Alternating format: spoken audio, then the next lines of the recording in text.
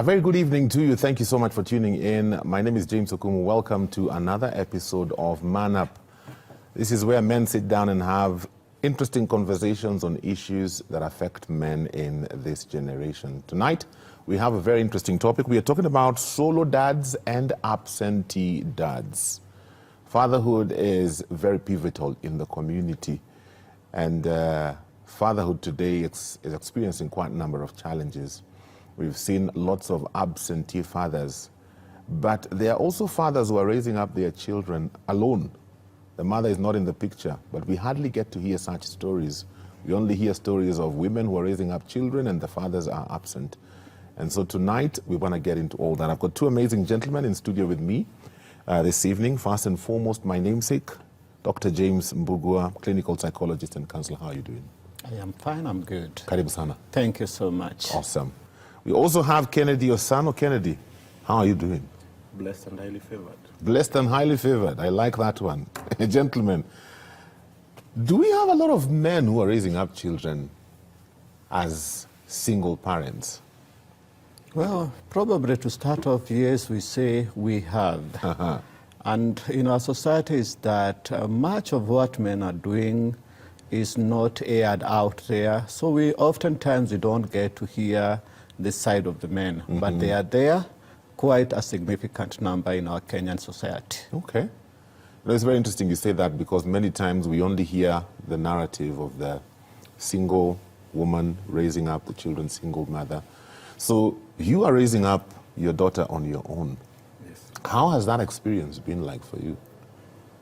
I mean, it's been all right, given that I have to be what ladies or single mother will say, I've been to the mother figure now. Yeah, they always say the father figure. The baba and the mama. Yeah. But above all, I have to be the parent. And parent, as much as the nature dictated that they have to be a pair, sometimes the same nature takes away the other one and leaves you with one, which was me. So from a young age, we have to take her through the values that she must believe in, the expectation of the society, the discipline that we want of her. The body changes when she starts having her adolescent. That's the tricky part. But you are a parent, so yes. you have to step up. Like, you can't substitute it. Okay. So I think it has been fun. My daughter made it easy to be her father, and the mother is present. She married, and she has another family. So sometimes I might consult her, but I step up. Okay. And at what age did you get this child? I got the child when I was 17 years. 16, she was born when I was 17. And as you know, Kenyan education system, I was still in school. So what was going through your mind? How did you find yourself in that situation, my friend? I was a young man exploring life. And most of us, and I know a lot of us that got kids at that age, but that ran away. But I grew up in a setup where there was no family setup. I grew up in people's houses, and as an orphan, that is. And I knew what it is to walk in this world without a father. My daughter was not going to go through that thing when I'm alive. So I stepped up. And as much as the person who married her mother wanted to live with her, and her mother wanted to live with her, I believe there are some things or some ways of life and some perception that only me would instill in her. And that's why we agreed to take the child. I find that very interesting, because I don't think it's the norm. We have a lot of young men who sire children out there and they just disappear. So I find it interesting that he decided to take the responsibility and raise up this young girl to be this young woman that she's becoming. Why is it that a lot of men, young men, walk away? Well, we must begin right from the very foundations of our society. And one thing we need to do, and think on it very urgently, this narrative, this template that has been going around about deadbeat dads, that's a name I don't want to use, irresponsible fathers and all this. You know, the expectation that men are going to be this way after they sire their children. Well, some walk away. But the critical thing is we need to interrogate this idea of that men can never be responsible. We know men can. Yeah. And given, the society that we are living in, and given the chance, they can step up. And like our brother here says, rethink parenting. Because I am a parent, my wife is a parent, and the critical thing is to think the responsibilities of a parent without dividing, this is the man, this is the lady, and this is how they should go about it. So if I take up my responsibility light, then I step in. But this idea that all men, and this is very sad because not all. Yeah. We only say some have not stepped up, but there are those who have stepped up. So we need to go back and listen to their story. Yes. And probably talk about it from the rooftops so that we encourage others who are coming in that they can take up this responsibility and they can be successful. In fact, just based on what Daktari has said, did you have situations where you had people who tried to discourage you? Because there's that perception that when a child is young, when a child is growing up, they need the mother more than they need the father, because the mother is you nurture the child.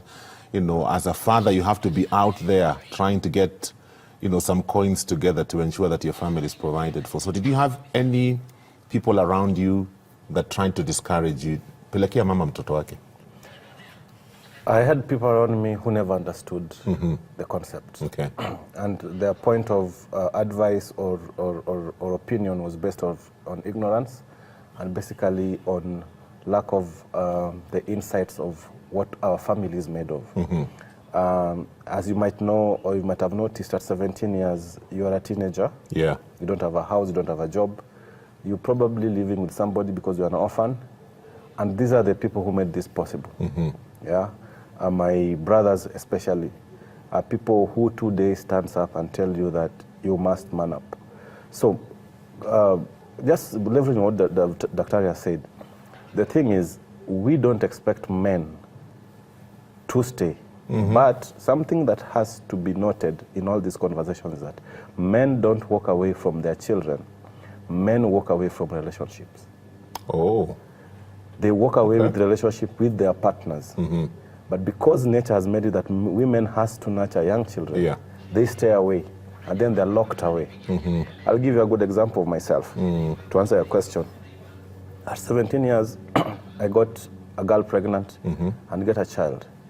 I was, the people I was supposed to run to, the church, the school, the elders, saw me as somebody who is spoiled, right? Oh, because you've gotten a child at that young age. It's unethical.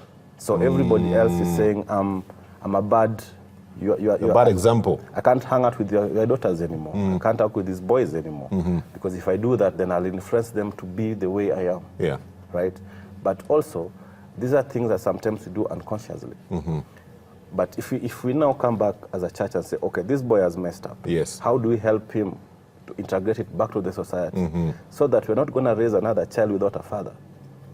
Again. So the people who shunned me was not that the people who told me, don't do this. The people who shunned me are the people who said, you are not the right person to hang around. So you're left out of the normal. You're like an outcast now. Yeah. Now you go to church, people look at you like, oh, who is he talking to? He's talking to another girl to get her pregnant. Or why is he young with his son?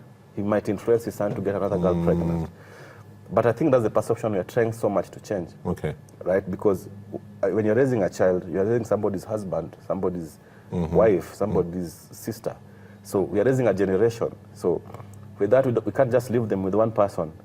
And if he's left with one person, you have to step out and have values that will make them live in this world freely. Okay. Probably to add on that, we are so quick, and especially the church, we are so quick to want to get to heaven on the fast forward lane, minus grace.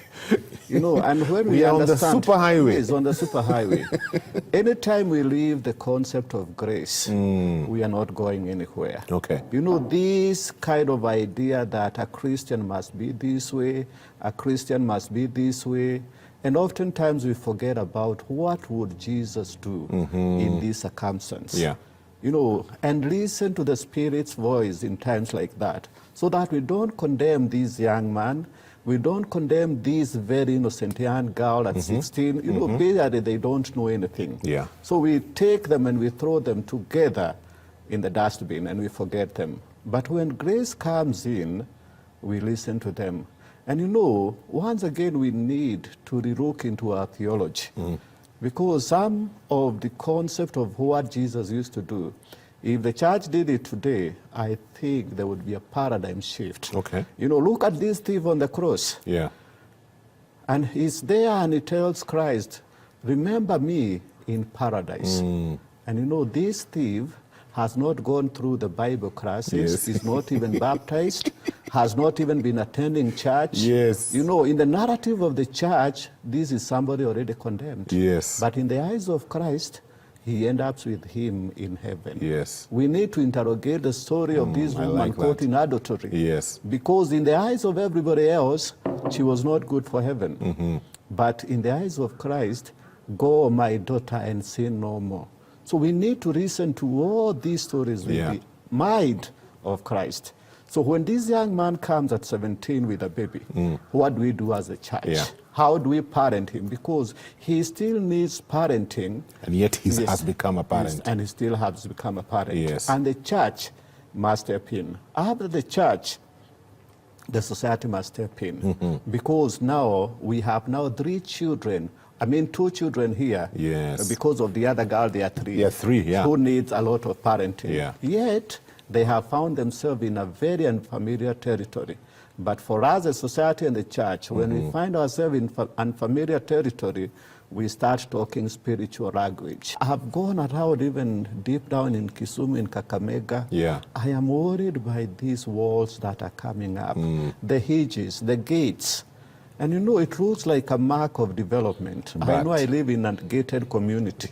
To get to somebody's neighborhood, you know, to get to your neighbor, you really have even to go around even while your neighbor is right behind you. Because of these idea of gated communities, the walls, the hedges, the gates. Unfortunately, this is also what is happening with ourselves. We are putting walls around ourselves, such that this child who should have also been my child, who should have also been your child, is left alone with a very young man to negotiate and navigate about life. We need to rethink about our inner walls so that we can be open a little bit. And you know, taking interest in that child, you know, minding about him. How are you going about this? Instead of, you know, what happens is, instead of the support is, a young man should not have a young girl. You know, I looked at that girl because I saw the photo, she's lovely. You know, the society will start saying, you shouldn't be with her in the house. Who else is going to be with her if he can't? Instead of stepping in, you know, you are not the one to talk about sexual upbringing to your daughter. Who else is coming in? Because at this time, he is the parent, not just a father. So instead of condemning and saying what should not be done, we need to come up and like, how should you go about this? If there is a challenge, reach out to me, you know, as an auntie, you know, as somebody else close to him, reach out to me if there is this challenge. But the narrative you hear is that you shouldn't even spend in the same house, you shouldn't do A, B, C, D. I mean, where is this girl going to live? And this is the father. Wow. You're watching Man Up. We are talking about solo dads and absent dads. If you have any thought, question, maybe you have a similar experience you want to share, feel free to do so. SMS line 20316, WhatsApp 0786 316 316. We're taking a short break. Kama kawaida, I'm only allowing you to go to the kitchen, grab a cup of water and come back because we still have more to talk about. Tomorrow on The Corner. So many things were happening at the same time. You know how all the storms come and they meet right at the center. At one point, there is somebody who told me that maybe it's a family thing, there is a curse or something like that. And I was like, I'm the only one who is cursed. I mean, what is wrong? What is the difference between being depressed and sad? Depression just doesn't happen. It starts from somewhere. Don't miss out on The Corner tomorrow at 8:30 p.m. Welcome back to Man Up. Tonight we are looking at solo dads and absent dads. And it's a very interesting conversation. Dr. James Bugo with us in studio and also Kennedy Osano sharing heavily from his experience. You know, there's something you wanted to weigh in on what he just said before we took the break. I want to give an example of exactly what he said, what happened to me. So my daughter joins Form 1. Of course, the admission was done on the open field, so I got a job outside the country. I'm traveling, so I came to say bye. I walk into the. So outside the country, she's in boarding school. She's in boarding school. Okay. High school, she's in boarding school. So what happens is, I go to the administration, get to the deputy principal's office, and says, "Oh, I want to see my daughter." I've told them I'm traveling tonight, and I would like to say bye and see if there's something she needs. And then the deputy headmistress asked me, "Where's the mother?" I said, "No, I'm a single father." He says, "No, you are not." So I was wearing my mask. I removed my mask. He said, "No, you can't be having a child in Form 1. I said, "But I do." So she starts talking about where does she live. I said, "She lives with me. Only the two of you." "Yes." "Do you have a house help?" "No." "Do you have anybody else?" "No." So she starts looking at me in a way that she's suggesting something. Then she gives me stories about... Because now she's profiling you. Yeah, definitely. Oh, my goodness. So she starts giving me stories about single fathers having relationships with their daughters, which is sexual. Oh, my goodness. And she gives me examples, right? Yeah. And she gives me examples. So I listen to her. I'm very offended, like highly offended, but also you're a father. You have now also to take criticism in such situation. So I say, "No, this is my girl. I raised her when she was young. She knows me. She knows the mother, but she lives with me." So the girl comes in from class. The girl runs to me. And the principal, the deputy principal, he's having reservation on how I hugged your own daughter. My daughter. And she's telling me it's a big girl. But you see, in my eyes, this is my girl. This is my child. She's the same child I saw on the 13th of May 2007 when she was young. She's the same girl I'm seeing today. So what I did is that video where she hugged me, I posted it in LinkedIn. And as much as it drew a lot of comments positively, one gentleman stood out. And he brought the same argument that the principal brought, that this girl is a teenager, you shouldn't hug her the way you're hugging her. But this is just a girl who has seen her dad and ran into him. And she knew I was traveling. I'm going for 7 years. She knew, but she wasn't sure when she's going to see me again. So the question is, as a single father, you are looked or you are suspected of not provision because, for example, he's my pastor. I go to him and say, "Daktari, I'm living with my girl." The first thing he'll ask me is the girl eating? Men don't cook. So who's cooking for her? Right? That's the first question. And another incident also, I think also you've seen this in a lot of media, is one day we were walking so we have this, me and my daughter on Tuesdays when she's home, we go for a movie. I'm raised in a girl must be a girl, and a child must be a child. I look at any child as a child. So we are walking with her, so I'd reversed, and she'd walked out to wait for me. So her collar was up, so I'm trying to fix her collar so that we go. Then a lady, a motherly lady, comes to me and asks me, "Where's the mother of this child?" Wow. On the parking lot. And I said, no, I'm the father. I was wearing shorts. I said, "No, even if you're father, where's the mother?" Where's the mother? So I looked at her, and I looked at a society so vigilant on how our girls, or the safety of our girls. So I never took an offense, because I would say the same if I see a young girl with another man. I would stop and ask. So, what Dr. was saying, we are a society that never bothers about the welfare of our children, right? If today my girl is to come home with a child, will I throw her away? I'll be very disappointed, but I will welcome them in, and I'll ask her, "Where's the father?" And I will give the insights I can. So this lady goes ahead and calls the administrative police that mans the gate. Serious. Yes. She called. And my daughter looks, I don't know if you've seen her photo, is a PDF copy of me, literally. So the police come. The gentleman was a bit fair. So the girl tells her, this is my dad. Then they have a chat. They were not convinced. They were not. So we had to show a birth certificate. Dr. I would really, I'm just trying to process everything he's saying, and I would really like to hear what you have to say about everything he's talking about, because I find that very strange and unfair to the men.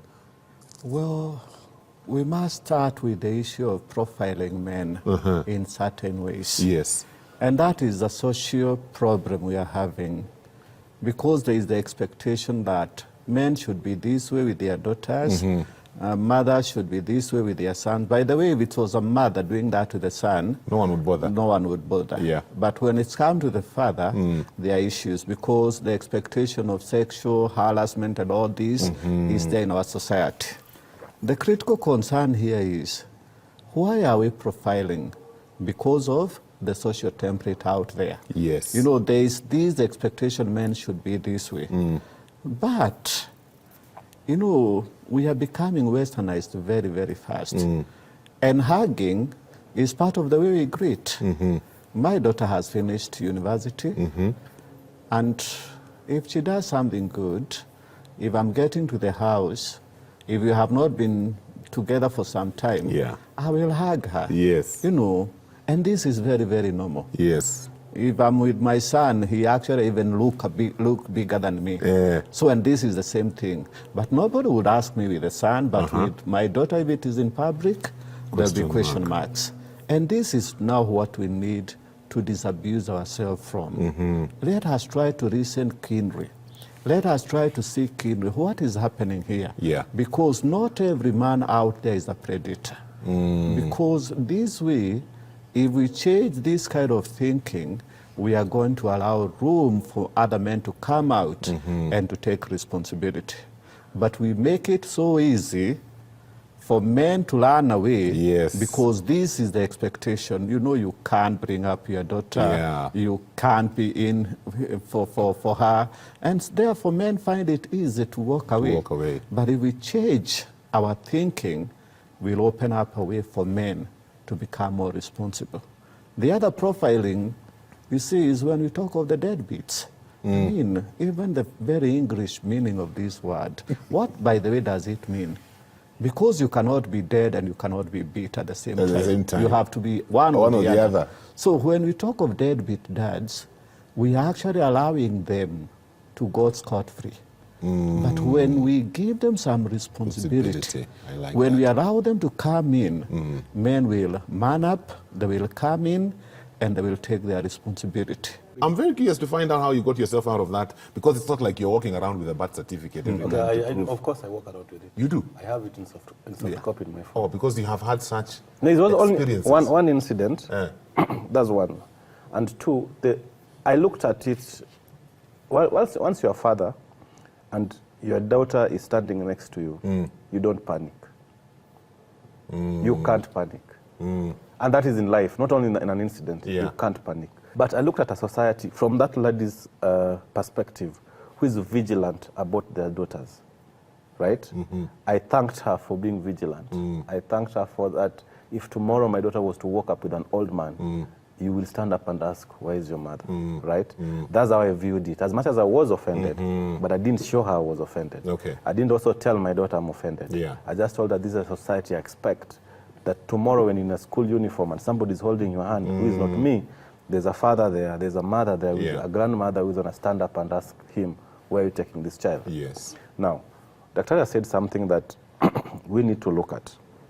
There are so many instances where people have come to my house and found my daughter, and they were expecting a lady to come from the other side. Are you married? I said, no, I'm not married. Right? Do you have a girlfriend? I said, no. So you're staying the two of you? Yes. Why? So there must be a why for you to be a father. Now, traditionally, and Dr. can confirm this, fathers have been standing behind their children. Fathers never at the forefront of their children. But now that we're saying that we are going fast, then our daughters follow us, or we are going side by side. If she stumbles, I hold her hand. If she succeeds, we celebrate together. But Dr. will say that fathers normally used to come the magazine to school with nothing to carry. That's it. Right? And he'll say hi to you, and go and talk to the teacher, Yes. leaves you 100 bob, 1,000 bob, and leaves. But the fatherhood we are trying to say, and from a single parent perspective, Yeah. is you take me, my daughter. I think in her entire learning school, she's also been picked by somebody once You're always the one who picks her. and drops her. Once. Wow. She's only been picked once because I was outside the country. Yeah. And that was my brother. Nobody else. The mom doesn't pick her. Nobody else picks her. And I remember an incident, Daktari, whereby she was in school, primary school in Nakuru. So they've done class 8. I was at work. I was in a long meeting. So I'm supposed to go and pick her. Then everybody else has been picked from school. She's remaining. Yes. You know, other classes are closed, so she's only her and the teachers. So the teacher said, do I call your dad? And one thing she told the teacher is, don't call dad. Dad is coming. It can be late, but dad must come. So they finished the exams at 10. I picked at 6. Right?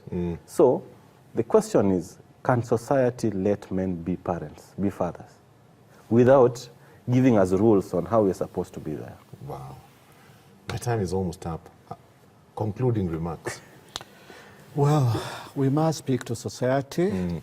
Yes, we must say, let's continue the vigilance because, yes, there may be parents out there not doing okay. There may be men out there out to harass young girls. But let's listen to the individual, the personal story of this particular individual. Yeah.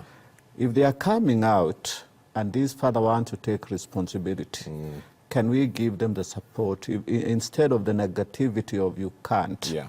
You know, we need to step up the game as society and stop this profiling of men. It has gone for a long time. Yes. And when they do well, you know, before we started this program, we were sharing about when we had the first Kenyan male pilot, nobody noticed. Yes. The moment we had the first lady pilot, you know, it was all over. Yes. The first time we had one lady pilot going to pick the Boeing in the US, you know, it was splashed all over. But the Boeing jets have always been piloted by men. Yeah. So if a man comes up and do something exceedingly good like our brother, let's have time to appreciate them. Yes. And then our society needs to be empathetic. You know, empathy is that idea of listening from the other's perspective. Yes. What are they going through? What are they experiencing? And can we take these stories and help another man out there, you know, to take responsibility? And for those men who are walking away because society is letting you go, remember you are not scot-free. Yes. One day, your son and daughter will ask you 1,001 questions. Yes. You lather man up now and take responsibility. Awesome. Thank you so much. 1 minute parting shot. Sorry. I want to take it differently. The fathers who are running away, I know sometimes men are condemned and hard, but these are our brothers. They're our sons, most of them even our friends. So as people who are raising their children or are present in their children's life, I would want us to try and have a society which is complete. But in the event that we can't do that, let's talk to these brothers of ours, these sons of ours, these cousins, so that they see the amazing things that children are going through and help them in the little way. Let us stop having the transactional father, whereby I send money, I pay school fees. Watch her say her first word. Watch her, like my daughter, she's a prefect. Like, watch her tell you the story about being a prefect. Be there.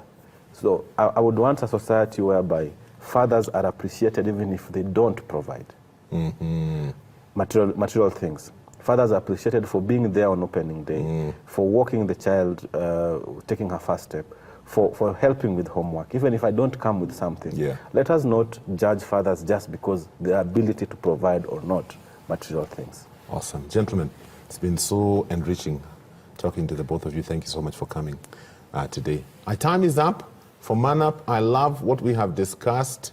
Let's celebrate the men. Let's not focus on the negatives. There are so many men doing so many good things. Fathers who are present, fathers who are available, fathers who are teaching their children. Let's learn to celebrate those ones. Until next week, have a great evening and God bless you. Fresh, insightful, and in-depth stories from current affairs, opinion, inspiration, lifestyle, church-related articles, and so much more on www.familynews.today. Insights at your fingertips.